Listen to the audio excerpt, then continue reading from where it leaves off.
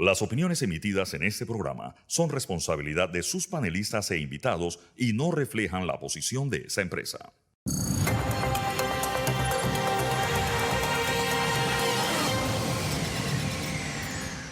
Esa mañana está con nosotros el ministro de Salud, ministro Sucre. Qué bueno que nos acompañe en este día. Hay muchos temas en el Ministerio de Salud siempre andando, pero hay algunos temas recientes. Antes de entrar en materia de salud, hubo un episodio en la provincia de Herrera y en la investigación del episodio de un homicidio se descubre todo un entramado de unas situaciones en el Ministerio de Salud. Usted creo que estuvo allá y entiendo también pidió una investigación. Sí, bueno. Buenos días, bienvenido. Muy buenos días a todos ustedes y a todos los que nos ven y nos escuchan. Darle las gracias sobre todo por permitirnos estar aquí y compartir con ustedes y con la ciudadanía. Sí, en efecto, esta es una situación que nos ha llamado mucho la atención. Primero que todo, lamentar la defunción que hay en el medio de todo esto, pero además también nos llama mucho la atención y nos preocupa un poco todo este tema, que si hay venta de turnos o cómo se venden o cómo se consiguen préstamos a través de turnos que no se han pagado, que no se han realizado. Ahora, nosotros desconocemos en estos momentos exactamente cómo es la estructura de este tema de los turnos, pero sí estamos a disposición del Ministerio Público, el cual ya comenzó la investigación, y por supuesto también hemos dado instrucciones de una auditoría de todo el proceso de turno. Ahora, aquí hubo alguna confusión al principio, se decía que era en el hospital Cecilio Castillero. Durante la investigación, una vez que nuestro equipo se ha ido apersonando y hemos estado conversando, el problema no es en el hospital, el problema es de los turnos que salen de la región de Herrera, que es donde se está haciendo ahora en estos momentos la investigación y ya debe haber iniciado la auditoría para poder tener una idea realmente de cómo se ha hecho toda esta estructuración de compra, venta de turnos en la organización. Entonces la auditoría tiene que ir desde cómo se originan los turnos, cómo se realizan los turnos, cómo se pagan los turnos, y dentro de nuestra auditoría se supone que independientemente del trabajo del Ministerio Público debe de salir también a relucir cómo se hacía esa venta o compra de turnos para poder tener mayor información. Sí, ¿quién asigna los turnos? ¿Quién decide eso? ¿Eso es en el mismo hospital o eso tiene eso? Los turnos se originan en los servicios. Cada servicio dice cuántos turnos tiene y el jefe de servicio es el que tiene la responsabilidad de asignar los turnos a cada persona, a cada funcionario. Eso de ahí sube a la dirección médica en el caso de las instalaciones de salud de los hospitales, y después pasa a provisión de servicio y en última instancia, o planificación, y en última instancia al director médico que aprueba los turnos. Entonces ya de ahí corresponde que cada funcionario realice la cantidad de turnos que le fueron asignados según el cronograma que se implementó y que fue aprobado por el director médico o la Dirección Nacional de Provisión de Servicios en el caso de las regiones. En el tema de los turnos yo he escuchado quejas en dos sentidos. Unos que dicen, no, siempre me ponen turno a mí, y hay otro que nunca le dan turnos. Ese se queja por la cantidad de trabajo. Y otro al revés, dice, no, los turnos buenos y la plata se los dan siempre a uno y a los otros no le dan turno. ¿Hay discrecionalidad allí o eso tiene una distribución más bien equitativa, balanceada? ¿Cómo debe ser? Debe de ser equitativa. Por eso está primero el jefe de servicio, para decir cómo él va a distribuir los turnos. Y por eso después de ahí pasa o a planificación o a provisión de servicios que deben de revisar. Si en el paso de estas diferentes instancias alguien detecta que los turnos no están siendo distribuidos de manera equitativa, debe de llamar al jefe de servicio y preguntarle por qué no está de manera equitativa. Y el jefe de servicio tendrá que sustentar cuáles serían las razones. Hay ocasiones en las cuales muchos de nuestros funcionarios no quieren hacer turnos, no les interesa hacer turnos, entonces van quedando algunos espacios y esos espacios el jefe de la unidad ejecutora tomará la decisión de cómo lo distribuye. En algunas ocasiones hay algunos compañeros que se ponen a disposición y sí cubren más turnos. Ahora, cuando hay quejas de alguien que dice que no le están dando turnos, esa queja debe de ir primero al jefe de servicio y preguntarle por qué no le están dando turnos. Si no se resuelve en esa instancia, entonces debe de ir al director médico y solicitar que se le informe por qué a él no se le está dando turno. Inclusive, hay instalaciones en donde muchos de los colegas o el personal de salud no quiere hacer turno.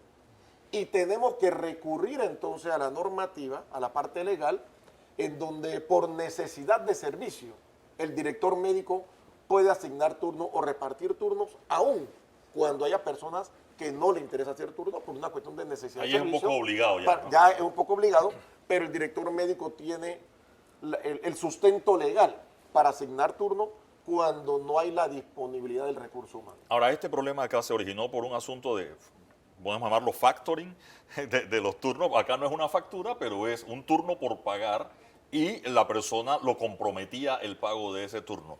Y eso, si no hubiese atraso en el pago o demora, o cuánto es el procedimiento para que esos pagos salgan rápido y el funcionario, en este caso médico o enfermera, no tenga que empeñar el dinero que todavía no tiene, ministro. Sí, mira, normalmente este procedimiento en el Ministerio de Salud, por todo el proceso que tiene que seguir, inclusive antes demoraba hasta 4 meses. Inclusive había momentos en que se llegaba, que eran situaciones ya muy críticas, en que compañeros o alguna unidad ejecutora pasaban los 4 y los 5 meses y no se pagaban los turnos. Eso se ha logrado reducir un poco, pero aún así hay que ser objetivo y es demorado el proceso. Normalmente nosotros deberíamos estar pagando los turnos en un tiempo de 60 días, o sea, 2 meses. En algunas ocasiones, eso se va a veces hasta 3 meses todavía. Y 2 meses todavía también... Es bastante. Pero ¿qué pasa? El procedimiento, por cuestión de transparencia, la parte burocrática, utilizando la palabra burocracia no como despectiva, sino Sí. como todo el procedimiento que debe de seguirse, es engorroso. Muchas veces, una de las fases en donde se demora más es precisamente en la elaboración y aprobación de las planillas. Porque estas planillas tienen que estar elaboradas, cumplir con una serie de requisitos y no puede haber ningún tipo de falla. No puede haber un tachón, no puede haber una firma ilegible, no puede haber Eso no se hace nombres que por no se computadora comprendan. ya. Eso en estos momentos todavía hay algunas instalaciones que se hacen por computadora, pero en la gran mayoría se hace de manera manual.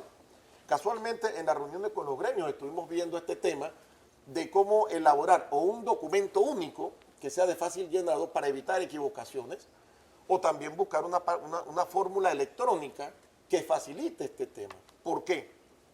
Porque una vez que se firman las planillas, cada quien tiene que firmar y elaborar la cantidad de turnos que yo hice. Yo, Luis Sucre, hago turnos en un hospital determinado y yo tengo que llenar mi hoja.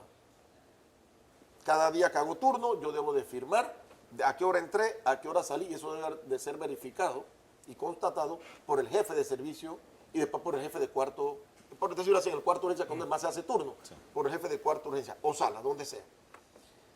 Si yo, Luis Sucre, cometí un error en la planilla, o me equivoqué de fecha, o firmé donde no era, o provoqué un tachón, o borré, sea cual sea, esa planilla cuando llega a las instancias superiores se echa para atrás, o llega a control fiscal, se echa para atrás totalmente. Entonces ustedes entenderán que ahí la por lo suya menos y el resto de los compañeros quedan en la misma. Correcto, se echa todo para atrás, toda la planilla. Entonces, por el error de un compañero, ya nos atrasamos un mes muchas veces, muchas veces. Después de ahí, eso pasa, por supuesto, a control fiscal, que comienza a revisar de turno por turno, cuánto es lo que está contemplado, quiénes hicieron turno, y si control fiscal considera que hay algo que no está bien o que no entiende, control fiscal tiene el deber de parar esa planilla y llamar a los responsables y decirle, oiga, explíqueme esto, porque esto yo no lo puedo pasar así. Y si en efecto control fiscal no logra dilucidar qué es lo que está pasando, el control fiscal vuelve y lo echa para atrás. Y eso pasa inclusive en cada uno de los pasos. Entonces, es un procedimiento muy engorroso porque, por supuesto, ninguno de los responsables de la aprobación de esta planilla quiere verse involucrado en ningún tema de legalidad. Por lo tanto, todo el mundo es muy cuidadoso y cuando algo no le gusta, prefiere echarlo para atrás que firmarlo y darle el paso expedito. Y nosotros lo entendemos muy bien. Entonces, todo ese procedimiento, lamentablemente, hace engorroso esto. Y yo sí creo, y lo estuvimos conversando con la reunión con los gremios, que tenemos que buscar la fórmula para reducir pasos. Ahora, esto va a ser parte de una discusión también con Contraloría, porque acuérdense que todos estos procedimientos están establecidos por leyes y por normas, en la cual no puede ser una decisión del ministro de Salud. Tiene que ser una decisión interinstitucional que vaya de acuerdo con las normativas legales de fiscalización y de transparencia, para que no nos pasemos, no nos saltemos ningún paso que a futuro pueda crear problemas legales. Doctor Ritter, Ministro, yo quisiera cambiar un poco el tema por favor, yo también. y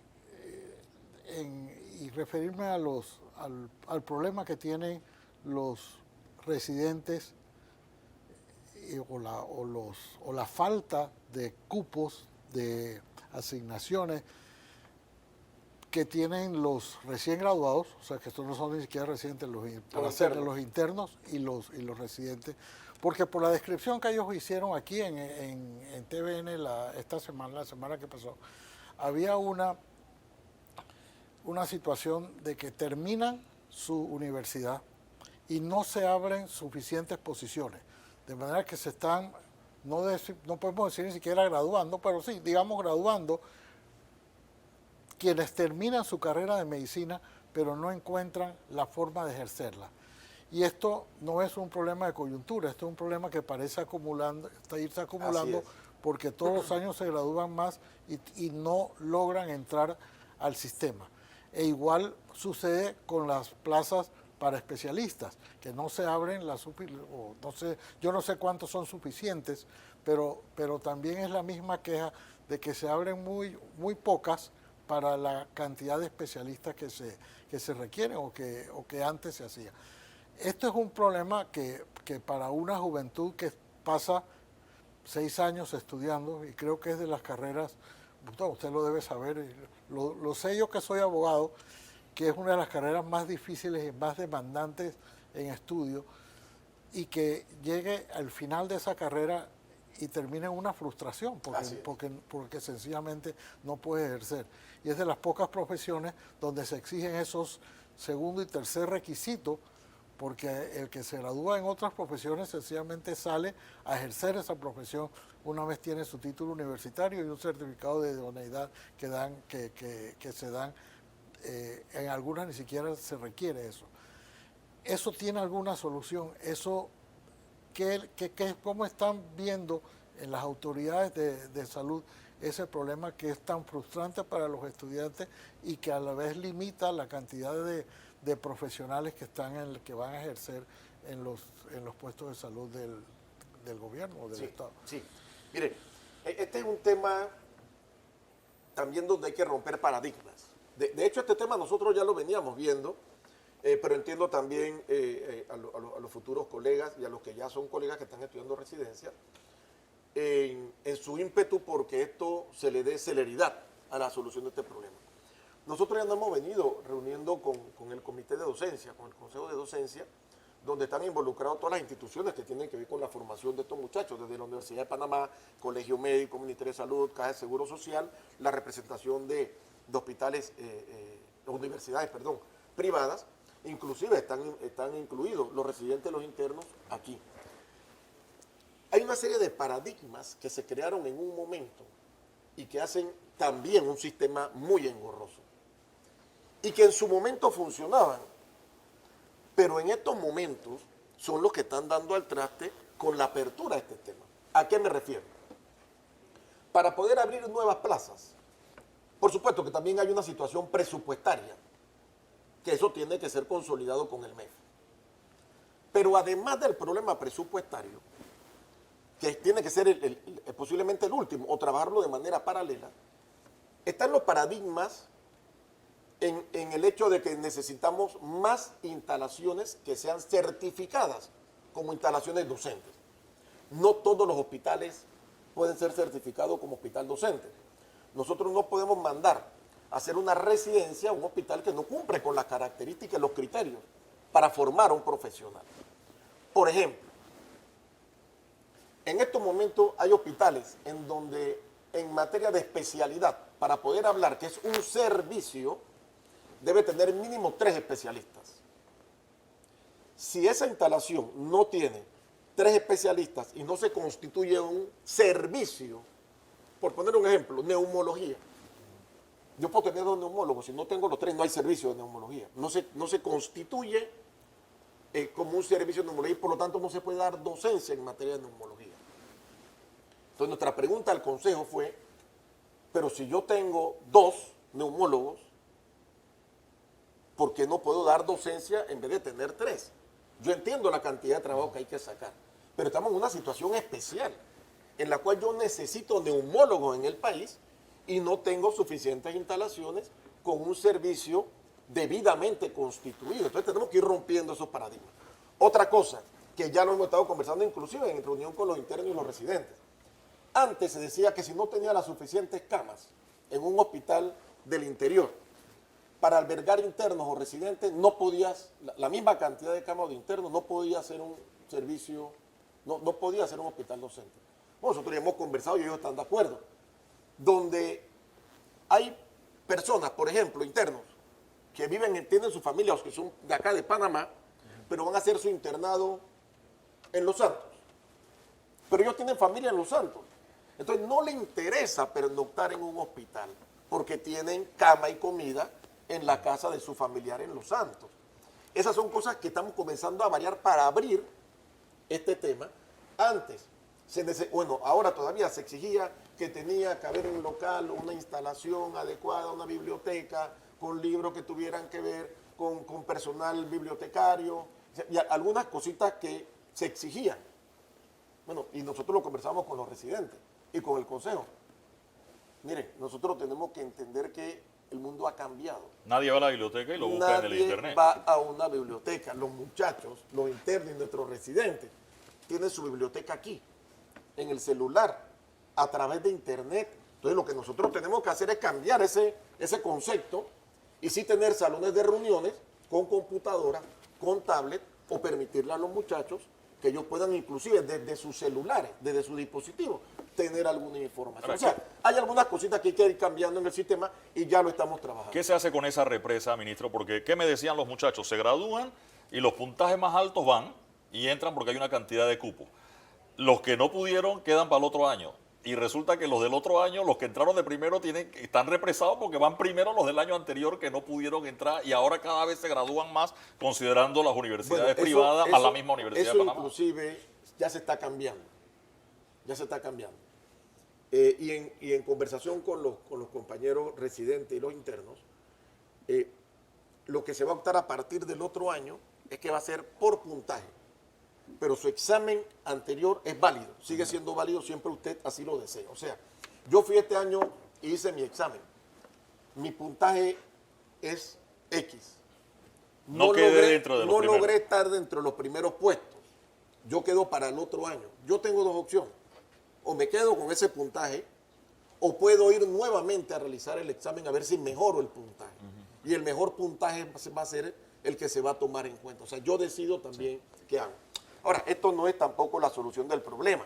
Sí, porque igual la idea es que entren todos. Claro, ya se graduaron. Por supuesto, lo ideal es que entren. Si te quedó la nota más mala, bueno, te toca el hospital más lejos o el que uno no quiere ir, pero porque entra. Las primeras notas deciden a dónde quieren ir, que es lo que se llama el viva voz, ¿no? Aquí lo ideal es que haya plaza para todos y es parte de lo que estamos trabajando. Entonces ya estamos con los internos y los residentes y el Consejo de Docencia para ir cambiando algunas normativas, e inclusive los internos y los residentes han estado anuentes también a aceptar algunos cambios para poder abrirle las puertas a más compañeros. Así que es un tema que estamos tratando de solucionar. Ministro, usted dijo que uno de los temas, el último, o sea, no es el final, pero sí es el presupuestario. Aprovechando que no está aquí el ministro del MEF, cuéntenos si va a haber o si usted está satisfecho con las plazas o con las asignaciones que tiene para nuevas plazas en los hospitales. Mira, en estos momentos yo tengo que ser honesto. Si usted me pregunta por el tema de los internos y los residentes, yo tengo que decir que nosotros tenemos que buscar más plazas. Hay que crear más plazas de internos y de residentes. Es una realidad. Y no es un problema de si a Luis Sucre le gusta o no. O sea, es una realidad. Y eso también estamos conversándolo con el MEF. Pero además de eso, hay una realidad a nivel nacional. Y lo conversamos inclusive con el equipo del oncológico. La población va creciendo. Si la población crece, la demanda crece. Y a medida que la demanda crece, cada gobierno que esté administrando tiene la responsabilidad de crear nuevas estructuras con más personal. Y no solamente hablamos de médicos, porque por ahí un día me dijeron, no, pero es que construya el centro de salud y ábralo con un médico y una enfermera. No, señor, esto no es tan fácil. Para poder abrir un centro de salud básico, yo necesito por lo menos 11 a 12 personas.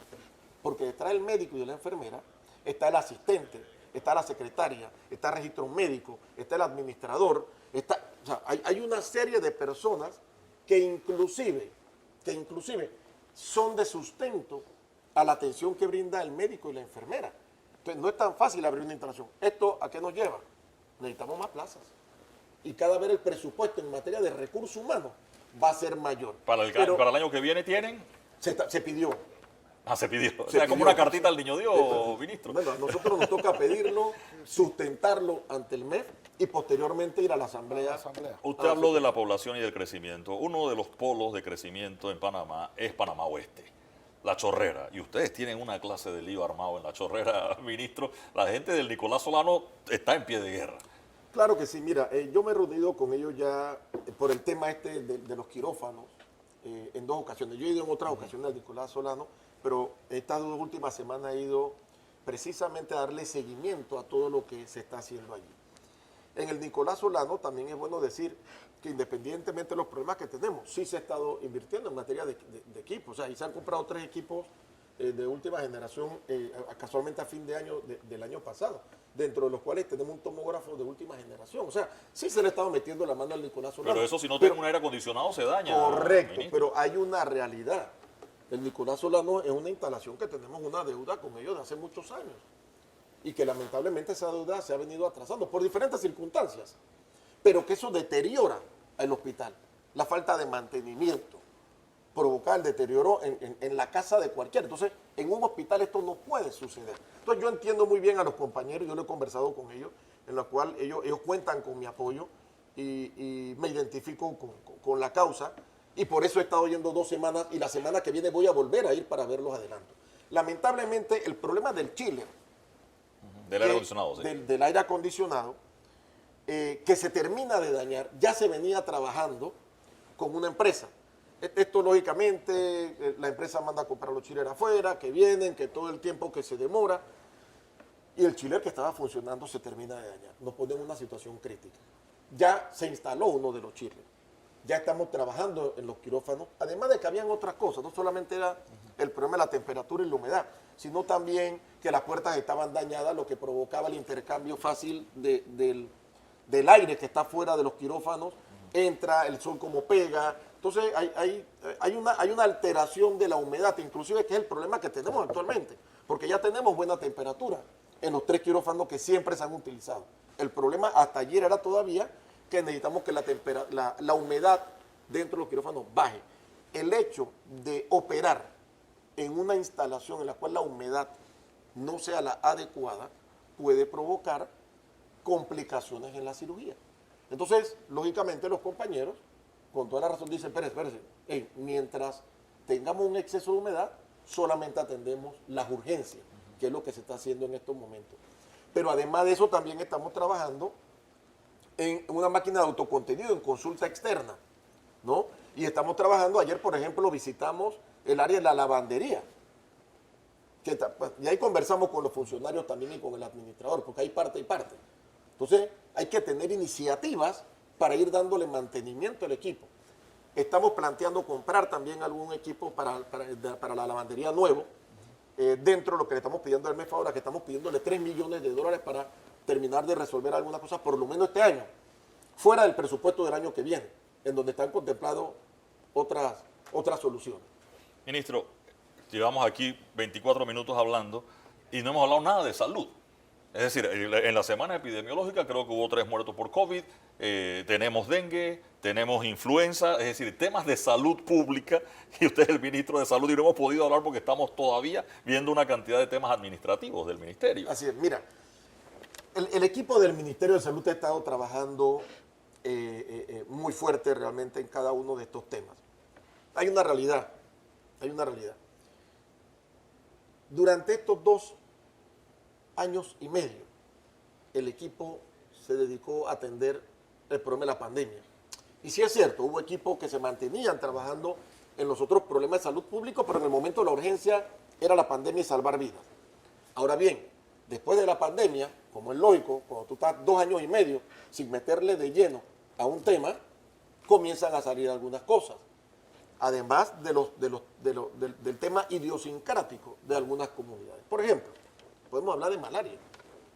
El problema de la malaria, recordemos que todas las comarcas, por lo general, durante la pandemia se cerraron mucho y evitaron que el equipo de salud entrara de manera frecuente a sus áreas por el temor a la vacuna, por sus cuestiones religiosas, por sus creencias de su medicina tradicional, por diferentes factores. Una vez que terminamos la pandemia, nosotros con la OPS inclusive, hemos entrado en una estrategia casualmente para atender la malaria y dijimos, espérate, la mejor manera para saber cuál es nuestra situación en malaria es aumentar el diagnóstico, la capacidad diagnóstica, cosa que antes no se hacía. Nosotros hemos salido a buscar los casos de la malaria, lo mismo que hicimos con el COVID. Dijimos, vamos a utilizar esto, trazabilidad, vamos a salir a buscar la malaria. ¿Qué ha provocado el aumento de la capacidad diagnóstica? Lógicamente que encontremos más casos. Eso provoca un aumento en la positividad. Pero fíjense lo interesante de esto.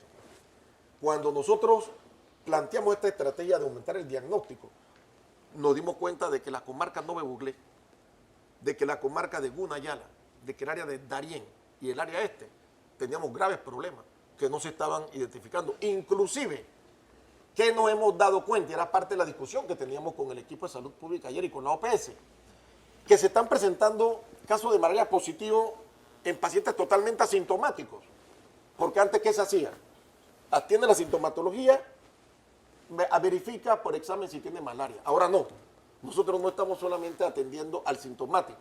Estamos buscando asintomáticos que son positivos, que son portadores y que transmiten la enfermedad.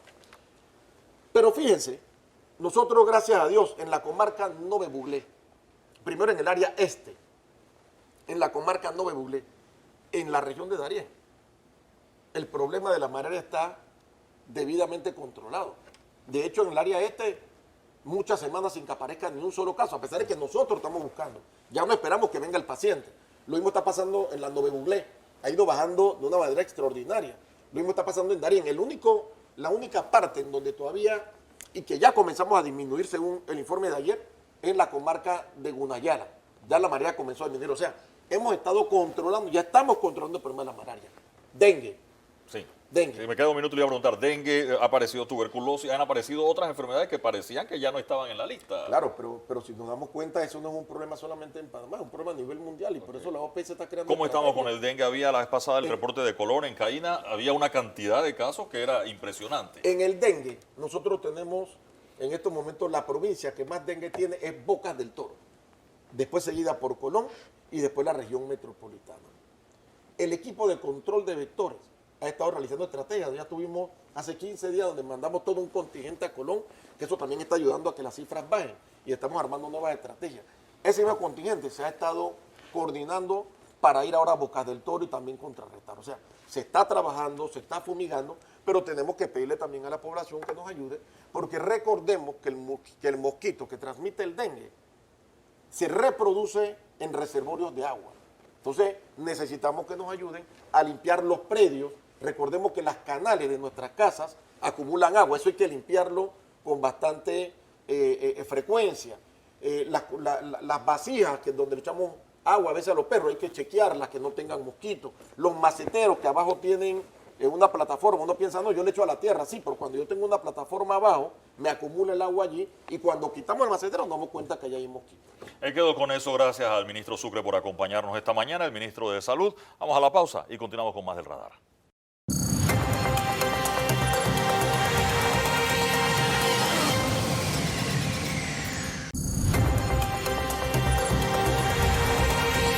Amigos, esta mañana en el radar tenemos médicos invitados. Está con nosotros el doctor Ortega, también el doctor Castañedas. Buenos días, bienvenidos. Un gusto tenerlos por acá. Doctor Castañedas, usted estuvo la semana pasada aquí en TVN, también en el noticiario, y hay una serie de situaciones que han generado no sé cuál sería el término, medidas de fuerza, por un lado, pasó en David, pasó hasta en La Chorrera, y hay, además, escuchaba a las enfermeras esta semana que también tenían una situación. ¿Qué está pasando en materia de salud, tanto con MINSA como con Caja del Seguro Social, doctor? Estamos en un periodo de ebullición, por decirlo así, en el sistema. La red sanitaria se encuentra muy abandonada, se encuentra desprotegida de los mecanismos para trabajar correctamente. No hay medicamentos, no hay insumos, hay carencias de todo tipo. Y encima de eso se están dando un número enorme de situaciones de acoso laboral, de persecución, de aquel que reclama o dice, hey, falta esto, entonces le caen encima con las autoridades. Entonces, ese tipo de persecuciones ya está causando un grado de malestar, junto con todas las cosas que nos han dejado pendientes. La pandemia tenía que haber hecho una revisión que se hace cada 5 años aproximadamente de derechos laborales, de beneficios de los trabajadores, y obviamente que por la pandemia se relegó, todo el mundo comprendió y dejamos eso pasar. Pero ya son 7 años, el gobierno se va, y cuando venga el próximo gobierno, si no hemos pactado ni acordado nada, nos va a agarrar la inflación, que está subiendo un 2 y pico % por año, se proyecta igual 2% por cada año, sumando, un índice de precio al consumidor subiendo, una gasolina que va para arriba de nuevo, unas hipotecas que van para arriba de nuevo y la luz subiendo. Entonces, como trabajadores, pues estamos en ese proceso de pedir que se nos salden las deudas pendientes. Aquí hay personas, hay trabajadores que tienen turnos acumulados que se prestan luego para el agiotismo, y no solamente son los médicos, estamos hablando del camillero, la enfermera, el laboratorista, el administrativo, todos tienen esas dificultades. Entonces se han acumulado muchos problemas a la misma vez en el sistema y que sentimos que las autoridades no están dando ningún tipo de respuesta. En ese sentido, y usted hablaba de situaciones de acoso, los médicos anestesiólogos tuvieron una situación. Doctor Ortega, buenos días, bienvenido. Buenos días. Y es que se perdieron unas unidades de fentanilo, y hay como 3 versiones, porque está al médico que le encontraron unas, pero se habla de 18.000 y tantas dosis, que esas no son las que le encontraron al médico en su maletín cuando se iba. Pero ahora hay una investigación, y resulta que la investigación se ha ido con todos los anestesiólogos. Sí, buenos días. Definitivamente que sí, hay que ir a la historia para que Por favor. entendamos todo, la población sobre todo, sobre esto del fentanil. Miren, desde el primer acto anestésico descrito en un libro, se sabe que a la persona para hacerle un procedimiento que le va a doler, hay que dar anestesia. Y este primer procedimiento está en la Biblia, en el Génesis 2:21, cuando Dios sumió a Adán en un profundo sueño para sacarle la costilla. Ahí tenemos el primer anestesiólogo, nuestro Señor Dios. Pero nosotros los médicos no somos dioses, tenemos que tener algo para aliviar el dolor del paciente transoperatoriamente. Y es ahí donde tenemos el fentanil, droga que se ha tratado también de satanizar cuando es un medicamento noble, porque cada persona que llega al salón de operaciones se le administra fentanil, y no de ahora, desde hace años. El fentanil surgió para los finales de los años 50 como un derivado de la petidina, que también es otro opioide, pero que tenía efectos más prolongados y más deleterios como la depresión respiratoria, vómitos. Pero la industria farmacéutica avanzó tanto que este medicamento ahora tenía un inicio rápido, 4 o 5 minutos, tiene un periodo de inicio y un periodo de acción corto, de 1 hora, o sea, ideal para una cirugía corta. Y sucede que en los hospitales, los anestesiólogos y los intensivistas somos los que más los utilizamos por la acción propia del acto anestésico. Eso es para que más o menos sepan lo que es el fentanil, que no es lo mismo que es el carfentanil, que es lo que los chinos le están mandando a los gringos allá en tabletas. O sea, los zombies que vemos en las calles de Filadelfia que dicen que es fentanilo, no es el fentanilo que se pierde del hospital. Una modificación del fentanil, que es el carfentanil, que se lo mandan en tabletas. Definitivamente que para llegar a esa formulación en tabletas tendrán que utilizar a lo mejor el fentanil y lo mezclan con otras cosas, no sé con qué. Pero no es el fentanil que se perdió supuestamente en el Seguro Social. Y en esta historia de la pérdida del fentanil, 3 meses antes de la encontrada del maletín de un residente, ya se hablaba de una cifra fija, 10.000, 19.000. ¿De a dónde la sacó la administración? Nosotros no sabemos. Pero es una cifra fija que nos llama la atención, que yo sé cuánto tengo aquí, se me perdieron los 10.000 que tengo aquí. O sea, ¿de a dónde lo sacaron? Es lo que queremos saber, ¿sí? Pero se ha aprovechado esta situación del residente para mezclar los dos temas, porque de un hecho intrahospitalario, que es que a un médico residente posturno, cansado de no haber dormido de la noche y que estaba rotando área periférica, esa era su rotación en el momento, por lo cual tenía que cargar los medicamentos. De ese hecho intrahospitalario a que nos digan ahora a los especialistas en anestesia que somos narcotraficantes, es una cosa totalmente inaceptable, porque ahora tenemos a todos los compañeros estresados, desde médicos jóvenes, residentes de 30, 39, 30 años, hasta funcionarios de 70 y pico de años estresados porque nos van a hacer subir y bajar escaleras de forma innecesaria en un ministerio público, porque hay una denuncia a un ministerio público, que el ministerio público tiene pena de cárcel, nos están acusando de narcotraficantes, ¿sí? Pero miren la situación, ordenan una auditoría y sale una primera auditoría, que aquí la tengo, donde recursos humanos de la institución del complejo, firmado por la licenciada de jefa de recursos humanos, libera totalmente al hallazgo del maletín, a la pérdida de los 10.000 o 19.000 que la administración dijo. Nos libera ese hallazgo y no lo relaciona. Pero ¿qué pasa? Mandan a hacer otras segundas auditorías donde ahora han salido 8 puntos, de los cuales los anestesiólogos nos acusan el punto 7 y 8. El punto 7 es de cargar maletines y el punto 8 es de que no devolvíamos ampollas, ¿sí? ¿Es normal que se lleve fentanil en el maletín o en la ampolla? Bueno, en el Seguro Social hay áreas periféricas donde hay que hacer un acto anestésico. Nosotros vamos a psiquiatría a que los pacientes le den terapia electroconvulsiva y hay que dormirlos para que no le den el choque eléctrico despierto. Vamos a gastro para las CEPRES, para las endoscopías, vamos a hemodinámica para los procesos también poco invasivos de radiología intervencionista o de los cardiólogos para marcapasos, etcétera, etcétera. Vamos al CAC, a la resonancia para ¿Y en esos lugares no hay fentanil? No hay fentanil. Entonces, auditorías. Nosotros no rechazamos las auditorías que se lleguen hasta el final, pero no podemos aceptar estas últimas auditorías que nos dicen cosas que no son ciertas. Que cargamos maletín, no es cierto. Ya los funcionarios no cargamos maletín. Generalmente en la formación del residente sí le enseñamos que tiene que estar preparado para cuando le llegue una urgencia. Porque tú no puedes ir a correr a que la enfermera busque la llave, que no la encuentra, que la recupero enciende. Cuando llega un paciente baleado, un paciente, una embarazada que está sufriendo el bebé, nosotros tenemos que dar acción inmediata. Nuestra acción en anestesia es de vida y muerte. Por eso la especialidad se llama anestesiología y reanimación. Y tenemos que tener en algún lugar los medicamentos de rescate también del paciente. Les cuento una historia que me pasó a mí ayer y la semana pasada le pasó a una compañera. Fui a acceder a una paciente mayor para una CEPRE. Yo le digo, a esta señora no le voy a poner fentanil porque se me va a deprimir, se me va a hipotensar. Le puse fue midazolam, que es otro medicamento hipnótico, y un poquito de ketalar, y bolitos de propofol para mantener la sedada mientras los gastroenterólogos hacen el procedimiento. ¿Qué pasó? De repente la presión me marca 59-30. Una paciente de esa edad Muy baja. Se me puede infartar. Sí. La verifico, me sale 49-26. Le digo a los gastroenterólogos, la paciente está saturando 100%, déjeme correr a buscar algo porque esta caja que me pone el farmacéutico aquí, no hay efedrina en el hospital. No me pone fenilefrina, no me pone noripinefrina, que son medicamentos de rescate que yo tengo que tener cerca, porque es la vida del paciente. Salí corriendo al tercer piso a buscar noripinefrina y volví para rescatar la presión del paciente, porque si yo la mantengo con esta presión se me va a infartar. O sea, son cosas que están ocurriendo que no deben ser.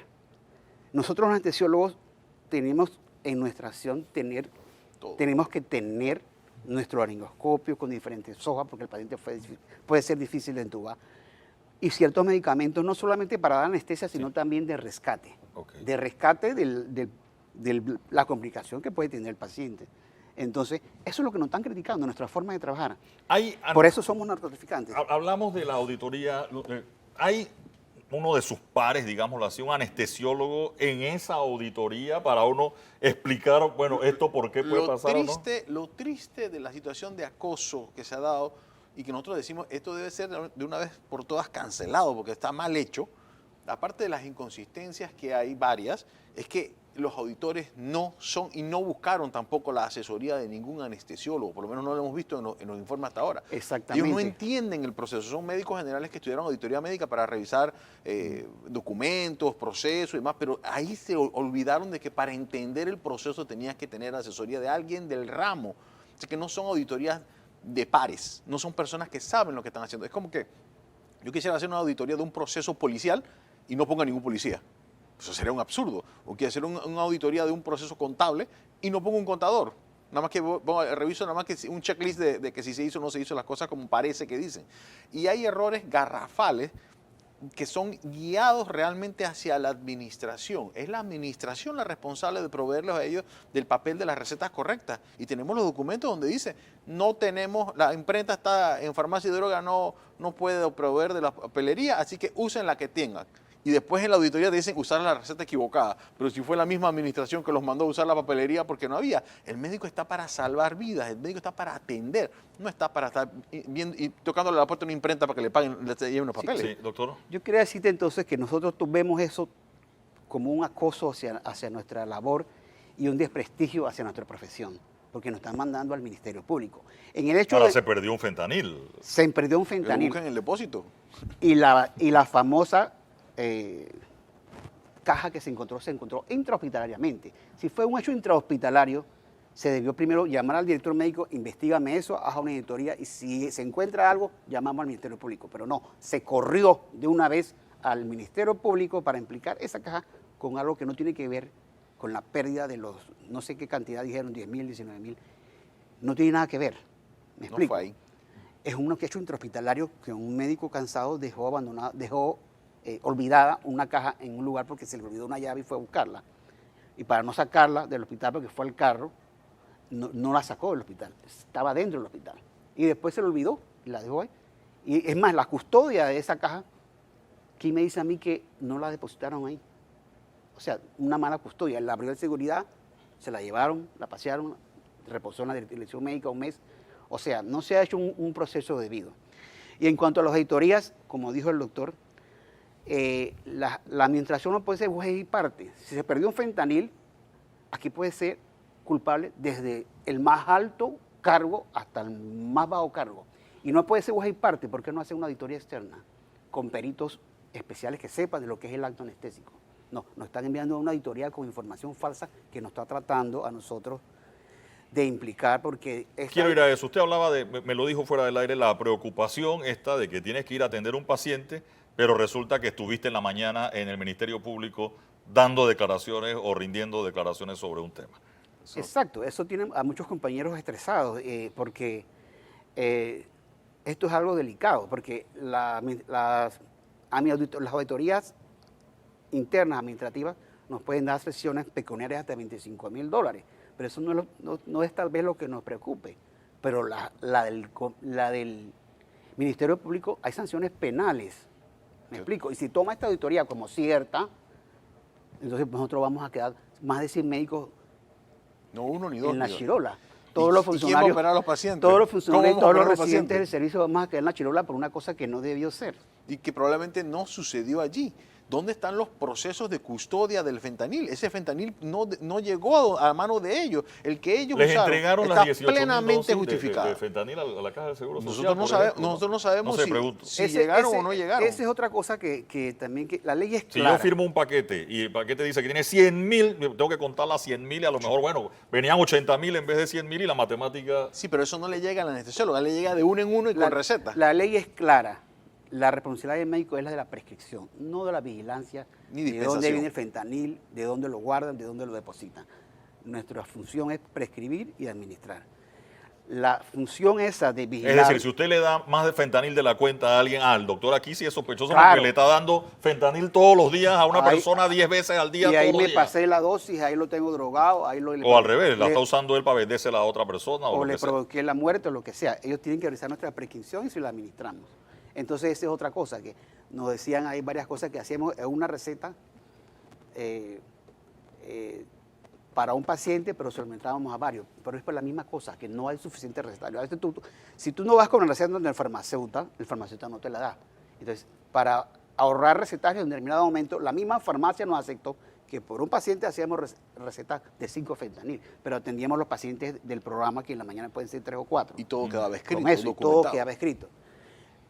Y esto tampoco no es razón para que nos impliquen en narcotráfico si siempre pueden revisar los expedientes. No está Si bien. hay pacientes que no tienen receta, es porque usamos la receta que pusimos a nombre de otro, porque esto es algo intrahospitalario. ¿me Después de las explico? 6 de la tarde, no hay farmacia. Las auditorías dicen que nosotros nos servimos, llenamos un maletín de fentanil de lo que ellos nos daban, pero eso no es cierto. Las recetas son entregadas directamente del farmacéutico a nosotros con receta.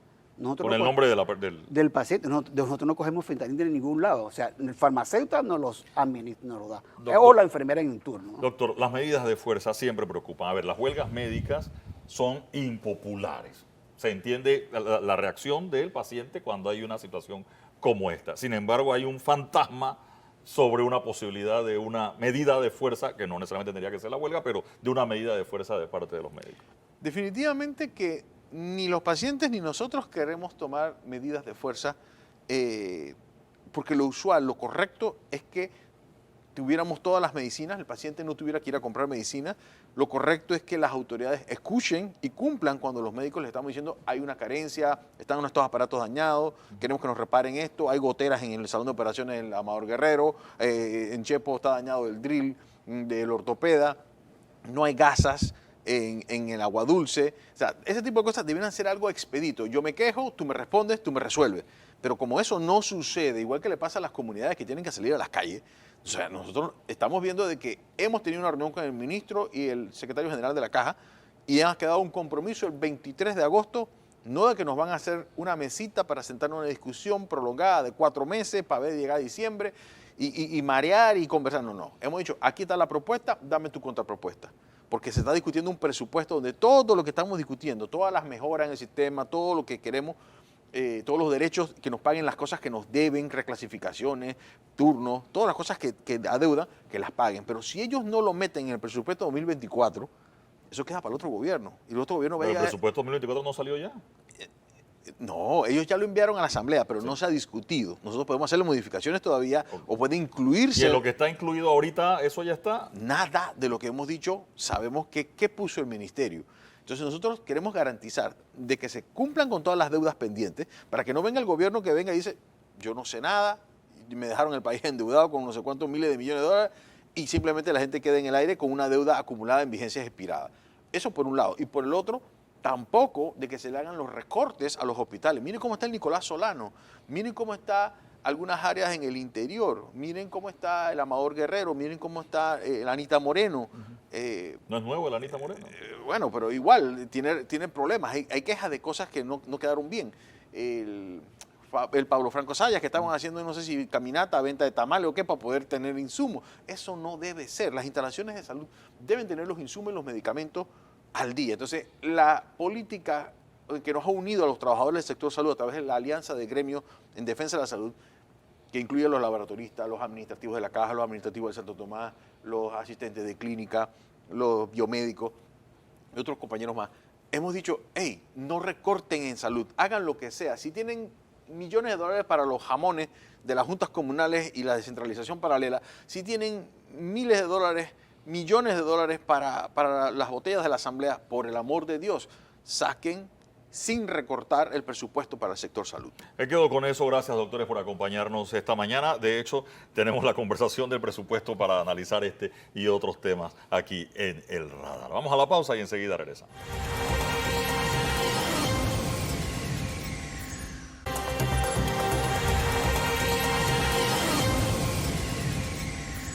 Amigos, nosotros hemos estado hablando en este programa y en las otras franjas aquí en TVN sobre el presupuesto del Estado para el 2024 y es un presupuesto de 32.700 millones de dólares. Lo menciono porque si redondeo 32.000, vamos, 700 millones de dólares no es poquita plata como para dejarla por fuera en un redondeo. Y para eso hemos invitado a Felipe Argote, él es economista, está con nosotros esta mañana, y también el profesor Edwin Cabrera Uribe, analista político, porque queremos analizar el presupuesto en números y también queremos analizar el presupuesto en materia política justo en un año de elecciones. Profesor Argote, buenos días, bienvenido. 32.700 millones. ¿Por qué dicen presupuesto histórico si todos los años aumenta el presupuesto? Sí, buenos días y gracias por la invitación. Mira, sí, todos los años son históricos. El día que el presupuesto baje es porque estamos en recesión. O sea, siempre el presupuesto va a subir porque la economía va creciendo, porque hay más gente y todo lo demás. El problema no es que sea mayor. El asunto es que si tú tienes una expectativa, que es lo que tiene el Banco Mundial, el Fondo Monetario, de un crecimiento del 5%, ¿cómo vas a crecer el presupuesto en 18%? Si el año pasado, que fue el 2022, que son las cifras reales que tienes que saber lo que pasó, te pasaste por 13%, o sea que tu ingreso fue 13% menor de lo esperado, ¿cómo tú vas a pensar que el próximo año vas a subir 18%? O sea, evidentemente es una cifra inflada que tiene también que ver con el hecho de que por ley tú te puedes gastar la mitad del presupuesto, más de la mitad del presupuesto. Entonces, si tú tienes un presupuesto de 32,000, al final los primeros 6 meses te gastaste 16,000. Cuando llegas a ese punto dices, no, pero es que no era 32, era 28, lo cual significa que la mitad es 14, al nuevo gobierno le va a tocar 12, porque ya tú te gastaste 16 de los 28. Entonces, es una forma de inflar para poder tener mayor espacio para gastar en los primeros 6 O sea, meses. un presupuesto de 28.000 millones si hubiese sido, digamos, un presupuesto más sensato o conservador, para usar una palabra. Es correcto, porque si el año pasado te pasaste por 13, tienes que ser mucho más conservador. Tal vez sea el mismo presupuesto, tal vez subirlo 2%, pero no más de 5, porque 5 es la expectativa. Además, recuerda que este año ya los ingresos están 200 millones por debajo de lo presupuestado este año. Entonces, si ya sabes eso, es evidente que no puedes esperar que el próximo año suba 18%. Eso no es posible. Ahora, un presupuesto es como una listita del niño Dios de las cosas que yo quiero hacer. Pero, ¿de dónde sale la plata para esas cosas que quiero hacer? Es decir, yo puedo tener un presupuesto y en el presupuesto puede estar contemplado la construcción del tren hasta Chiriquí.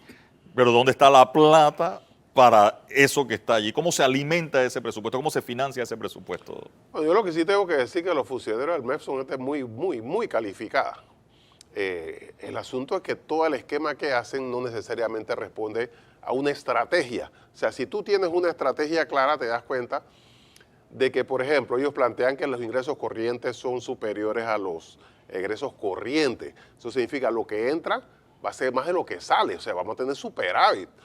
Pero luego viene la inversión, que hay que hacerla, porque tú tienes que terminar la línea 3 del metro y tienes que hacer una serie de cosas.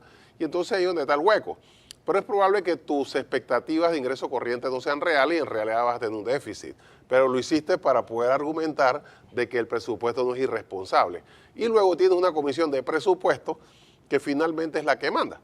Por eso tú ves que Arnulfista, CD, todos votan por el del PRD, porque ese es el que va a definir que esa plata que dice que se le va a dar a las escuelas, en realidad se lo van a gastar en clientelismo cuando cambien, muevan los presupuestos de uno para otro mediante traslado de partida. Quiero irme con esa parte de su respuesta donde el profesor Edwin Cabrera. ¿Le sorprendió a usted, profesor, ese presupuesto de 32,000 millones de dólares y un aumento de 18% en relación al año anterior? Sí, Eduardo, buenos días y gracias por la invitación. Sí, claro que me sorprendió.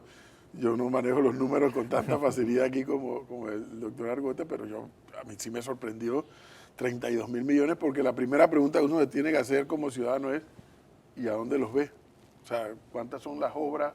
¿Cuántas son los hospitales, las escuelas, las carreteras? ¿A dónde están? Pero sí me ha llamado la atención algo. Miembros del Ejecutivo, en el ánimo de justificar el incremento, han puesto sobre la mesa un tema que pocos le hemos dado millaje al tema. Dicen ellos, en el Ejecutivo, que hay 300 millones de dólares en incrementos de salarios productos de los acuerdos de huelga, que los educadores, que las enfermeras, que los médicos, que los sociólogos, que todo el mundo. Justifican en parte el incremento con esos 300 millones. Pero ellos mismos dicen algo, y dicen que además son aumentos que se dan sin ningún tipo de evaluación. Y eso a mí también me ha llamado la atención, porque yo puedo estar de acuerdo, como en efecto estoy de acuerdo con los incrementos salariales y con que la gente gane más y mejor, pero también estoy de acuerdo con las evaluaciones. Entonces, aquí, en una empresa como esta, donde evalúan al personal para ver si califica para un incremento, para un bono, o para lo que sea, en el sector público simplemente no hay evaluación y vaya con el aumento. Yo creo que eso es todo un tema, ¿no? Yo lo escuché a usted, profesor, decir que cuando usted era secretario de la Asamblea, el presupuesto de ese órgano del Estado era de una cantidad con 67 legisladores. Hoy son 71, solo son 4 más, sin embargo el incremento de la época suya, a pesar de que el salario de los diputados es el mismo, versus el presupuesto ahora parece desproporcionado. Bueno, lo primero que hay que saber, como dijo aquí el doctor Argote, es la comisión de presupuesto. ¿Por qué se pelean tanto por estar en la comisión de presupuesto? Porque los ¿Se la miembros- pelea? Yo no veo que Sí. no se la pelea. Siempre Uf. Benicio. No, ser miembro. Ah, ok. Ser miembro. Ser presidente es el factor de poder. Eso, sí, por eso le digo, eso no parece peleado. Pero eso ser eso es miembro- indiscutible. Pero ser miembro de la comisión de presupuesto te permite servirte con cuchara grande. Los miembros de la comisión de presupuesto se sirven con cuchara grande. Explíqueme eso, por favor. Tienen más contratos. Tienen más que todos los demás. Por eso es la pelea. Y algunas bancadas lo que han hecho es, bueno, para no pelearnos, nos vamos a rotar. Nos vamos a rotar, este año te toca a ti, este año te toca a ti, este año te toca a ti. Entonces se rotan entre ellos para que todos se puedan servir en un año con cuchara grande. Pero vamos a usar la administración, el quinquenio de Endara. Quinquenio de Endara eran 71 diputados, 70 y tantos diputados. 67. No, creo que eran 70. Con Bueno, Endara lo que todavía fuere, sí, lo que 67. fuere. Lo más que nos costó a los panameños en ese quinquenio, la asamblea, fueron 18 millones de dólares. Fue lo más que nos costó. Y comienza la fiesta de ahí en adelante. Y vamos por 220 millones de dólares, donde las funciones son exactamente las mismas. No han cambiado en nada las funciones que determina tanto la Constitución como el reglamento interno. ¿Cómo tú me explicas que saltamos de 18 millones a 220? Pues puedes decir, bueno, es que hay más personal técnico y que se le paga bien. Perfecto. Hay más personal administrativo y con el costo de la vida en 30 años, perfecto que se les pague bien. Los ingresos de los diputados son exactamente los mismos, 7.000 dólares. ¿Cómo justificamos 220 millones? Están en las partidas, son 3 partidas de contratos. Y ahí es donde está el juego. Y ahí es donde está la cuchara grande de la Comisión de Presupuestos y la cuchara más pequeña para los otros, en los contratos. Entonces, ese es el otro debate que no estamos dando. ¿Debe tener el diputado una planilla o un presupuesto para contratar su personal? Yo creo que sí. Más allá de la secretaria y el conductor, más allá de eso, el diputado no puede saber de todo. Y cuando llegan leyes, sobre todo leyes muy técnicas, el diputado debe tener un espacio para contratar a un personal técnico que lo oriente. Ahora se está discutiendo, por ejemplo, el contrato de la minera, el Estado con la minera. Bueno, que algunos diputados tengan la posibilidad de contratar a personal que lo asesore para debatir el contrato, eso me parece correcto. Pero entre eso y 220 millones y esa fiesta de los contratos que hay allí, es decir, nos quejábamos antes de las partidas circuitales, pero es que los contratos han rebasado las partidas circuitales. Objetivamente las han rebasado. Y técnicamente la partida quedaba en una obra, pero el contrato... Supuestamente. Por eso digo técnicamente. Supuestamente Digo cada uno, técnicamente. pero los contratos, ¿por qué el diputado tiene que tener personal en su circuito? Si la labor de ellos no es circuital, la labor de ellos es nacional, lo establece la Constitución. Entonces terminan haciendo labor de la alcaldía o de los representantes de corregimiento con esos contratos que le dan. Doctor Ritter, Mira, nosotros vamos a ver en este presupuesto, y después que lo podamos desgranar, vamos a ver algunas cosas que a lo mejor a simple vista no se ven. Y algunas cosas que hay que preguntar. Por ejemplo, hace un año, justamente para esta época, un poquito antes, en julio, el presidente prometió formalmente que la planilla del Estado se reducía en un 10%. La planilla no solamente no se redujo, la planilla ha aumentado dramáticamente, no solamente por los aumentos producto de los acuerdos de huelga, sino producto del aumento del número de funcionarios que hay hoy en el Estado. O sea que no hay allí ninguna correlación entre prometer que se va a reducir el 10% de la planilla con lo que estamos viendo hoy en el presupuesto.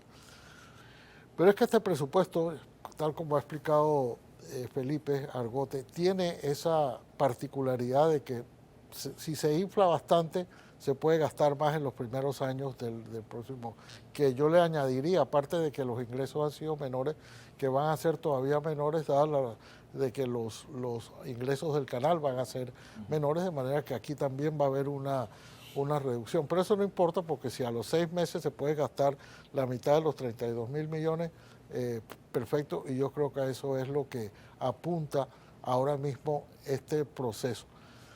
Pero ahora viene la segunda parte del proceso, que es que el Ejecutivo ha presentado un presupuesto que ahora la Asamblea ya va a devolver, seguro.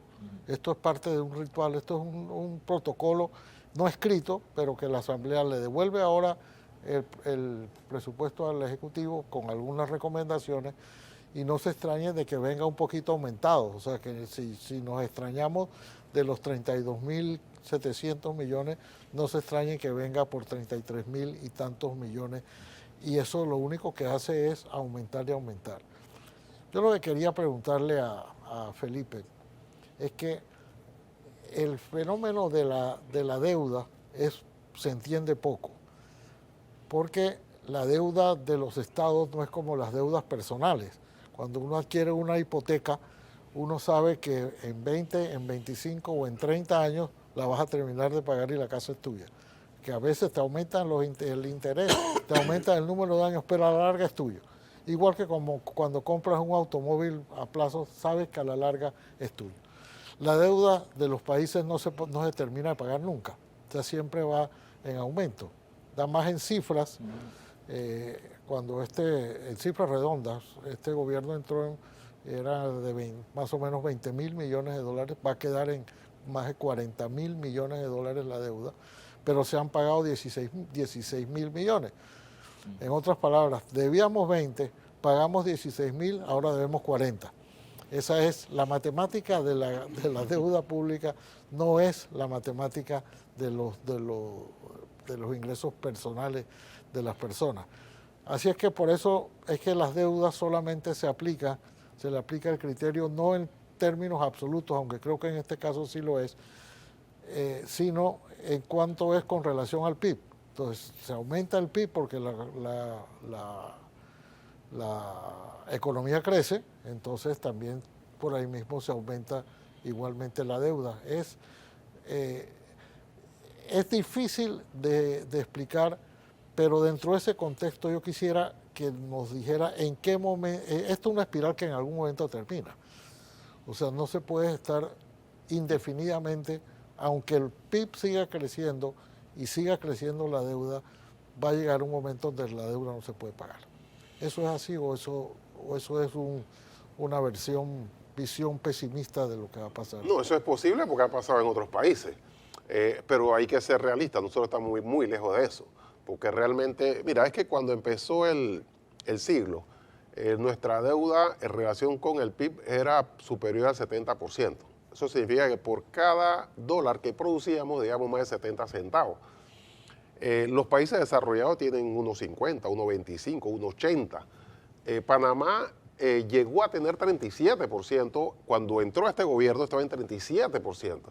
De cada dólar, 37 centavos.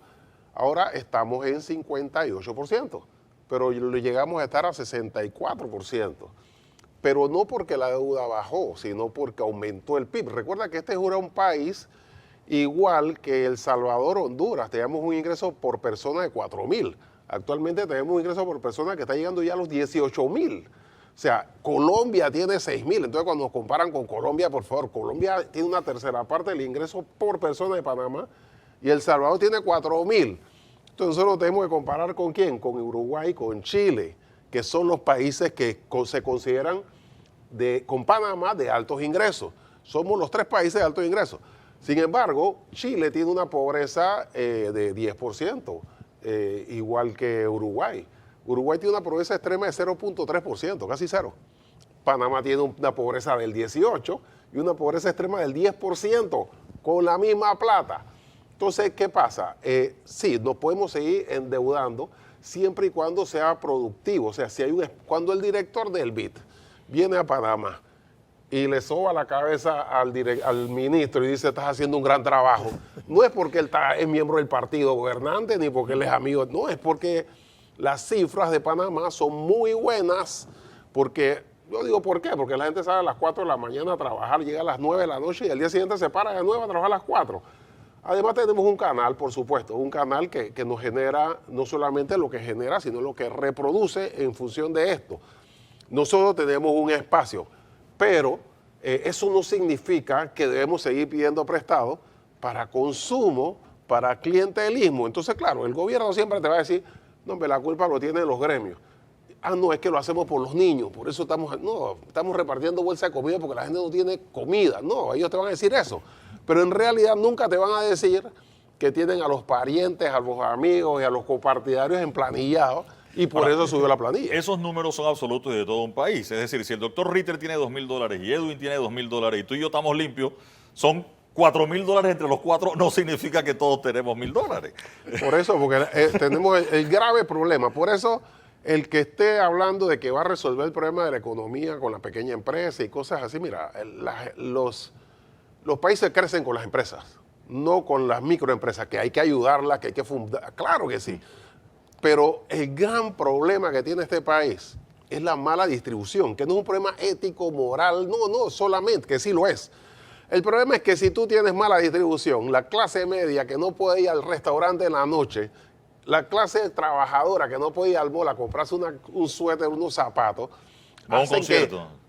O ir a un concierto, poner botella de mesa, hace ¿no? que esa tienda cierre y ese restaurante cierre. ¿Por qué? Porque el que concentra la riqueza no va a ir 3 veces por noche al restaurante, ni va a hacer 5 veces al súper, sino que se lo va a gastar en una casa en Miami o en qué sé yo, en Europa. Eso es lo que hace que no haya suficiente demanda disponible porque está concentrado. Cuando tú le das $10.000 a un multimillonario, que es el que hace viviendas de barriadas aquí, por cada casa que vendes, realmente se la estás quitando a la clase media. Cuando le das 4 puntos porcentuales a los bancos, para que ellos no se vean obligados, no a los bancos, a las promotoras y a los bancos, para que no se vean obligados a bajar los precios de las casas, porque si tú tienes una tienda y tienes mucho inventario, bajas el precio.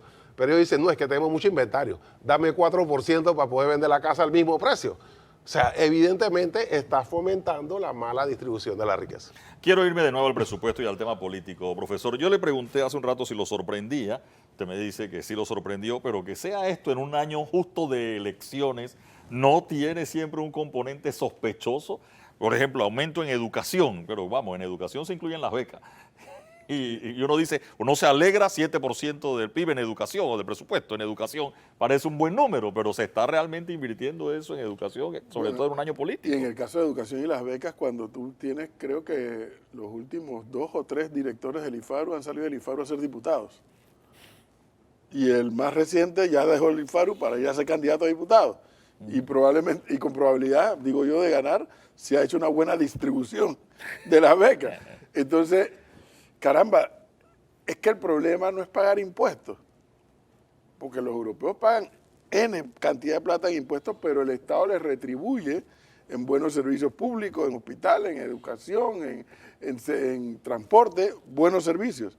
Pero acá nos sigue costando más y más y más todos los años este presupuesto, pero el ciudadano no recibe esa contraprestación de todo lo que nos está costando la operación del Estado versus los servicios públicos. Entonces, te encuentras con situaciones como las becas, algo tan noble. Para mí el tema de las becas es algo demasiado noble y hemos visto cómo en los últimos, no sé, 2, 3 gobiernos, cómo han terminado prácticamente prostituyendo el tema de las becas. Entonces, otro elemento para que la gente no crea, porque estamos construyendo una sociedad donde nadie cree en nada.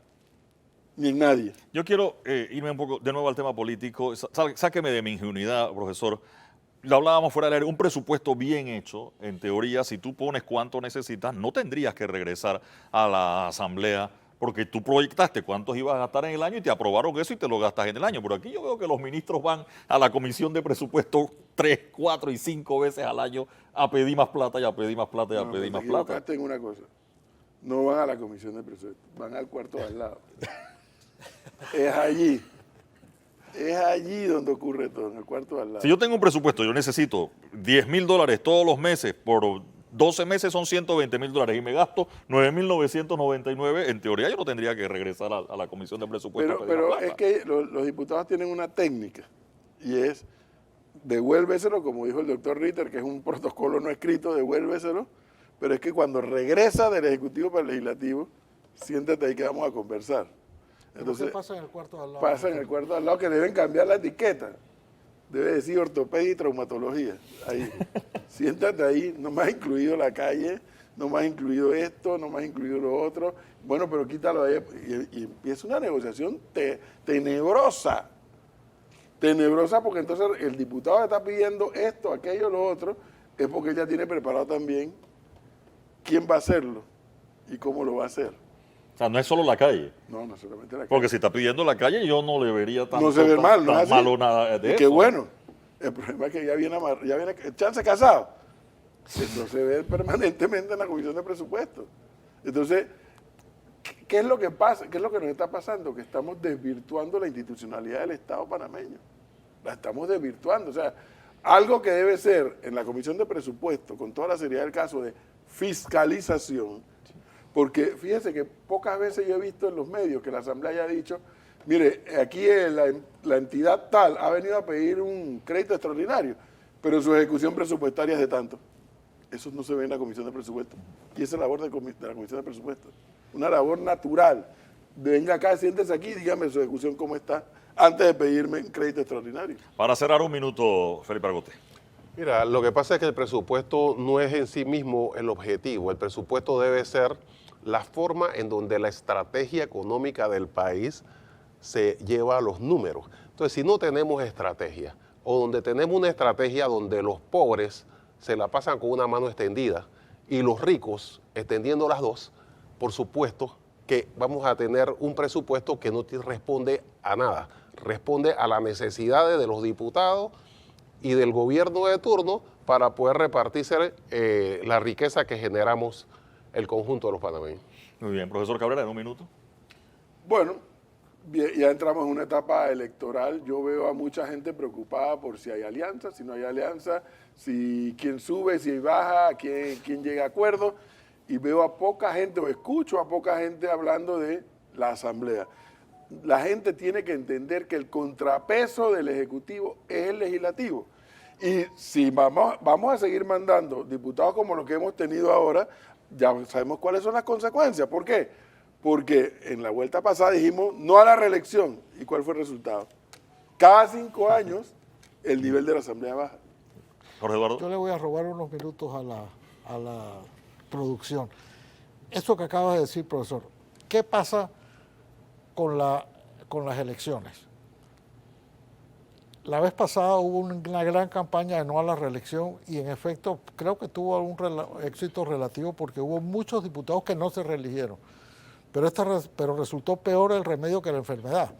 Entonces, ¿cuál es la perspectiva? ¿Esto tiene algún fin? ¿Esto tiene algún final feliz que podamos ver o vislumbra lo mismo ahora con las nuevas elecciones? Lo que pasa, doctor Ritter, con seguridad usted la ha pasado.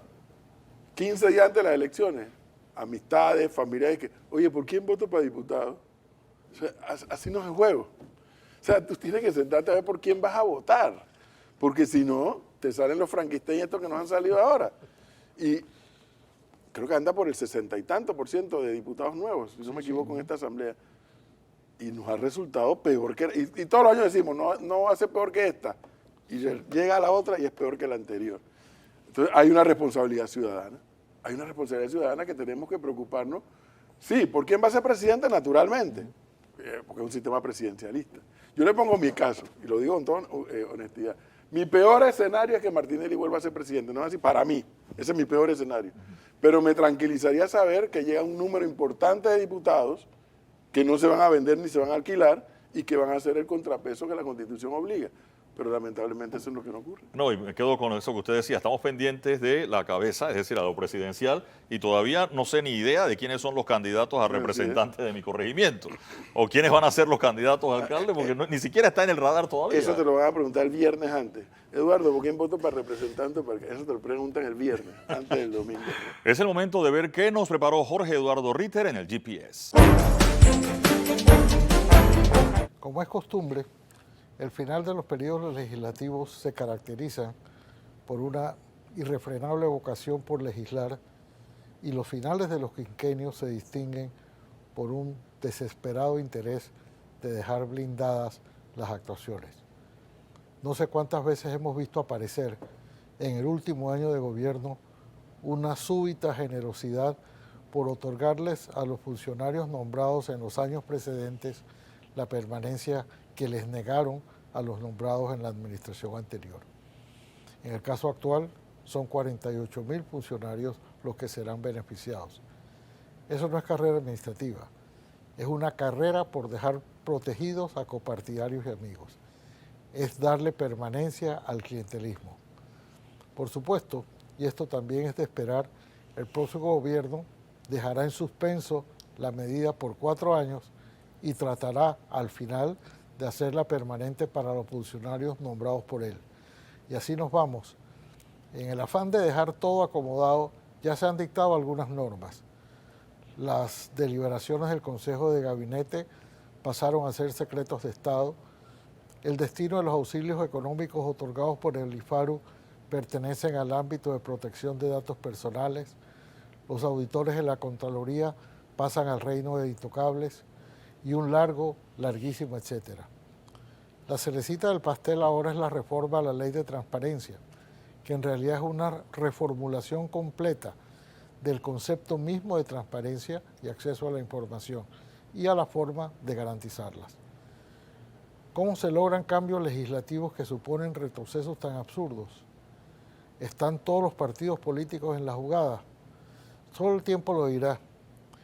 Veremos cómo se comportan los diputados en los debates, si es que los hay, sobre el contrato minero, aunque sería más apropiado llamarlo tratado, pues a la empresa se le hacen tantas concesiones que terminará, tal como rezaba el Tratado Heybu-Novarila, actuando como si fuera soberana. Como para hacer algo más fluido el proceso, el presupuesto del próximo año incluye, además de cuantiosas sumas para la descentralización, un jugoso aumento para la Asamblea Nacional, a pesar de que el número de diputados no va a aumentar y hasta donde se sabe no tiene obras públicas que realizar. En fin, todo esto se puede resumir usando una vieja denominación mexicana a los exabruptos propios del final de los mandatos. Estamos ya en el año de Hidalgo. Con eso vamos a la pausa y enseguida regresamos con mucho más del radar.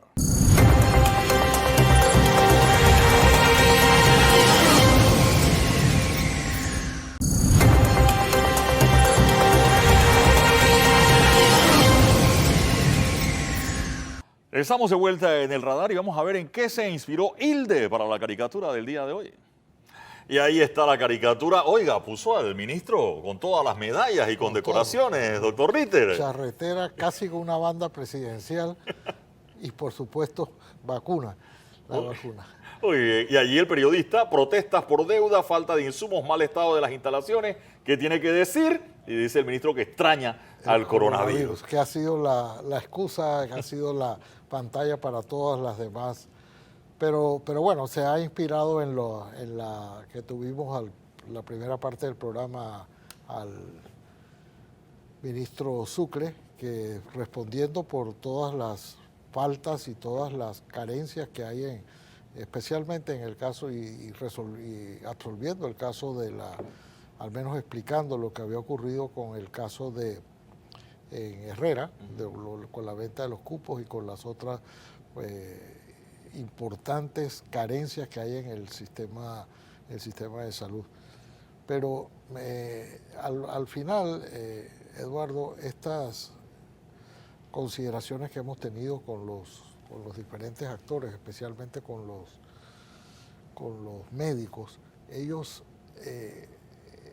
reflejan o han mostrado una cara de la salud que es realmente preocupante. O sea, uno no debiera pensar que la salud de un país está tan desencuadernada, llamémoslo así, porque en efecto ha habido, tal como lo ha mostrado Hilde, en todas partes surge, las enfermeras están descontentas, los residentes e internos están descontentos, hay descontento en los distintos hospitales, como que no alcanzamos, a pesar de un presupuesto de 32.000 millones que vamos a tener, el de este año es igualmente, no tan grande, pero uno no puede pensar que un país como este, que tiene tantos recursos, que tiene presupuestos tan altos como el que tenemos, tenga una situación de salud como la que nos han descrito hoy.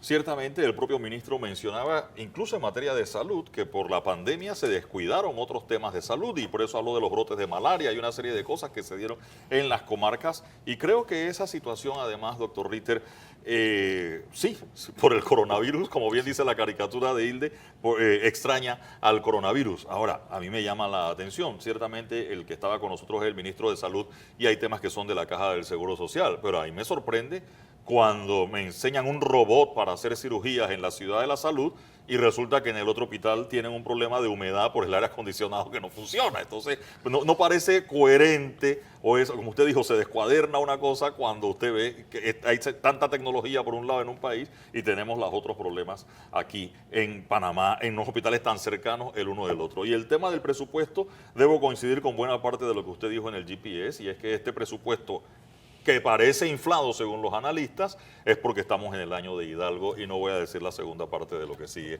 con eso de Hidalgo por el respeto que tenemos a los televidentes. Gracias, doctor Ritter, por acompañarnos. Gracias a usted por acompañarnos esta mañana de domingo aquí en El Radar.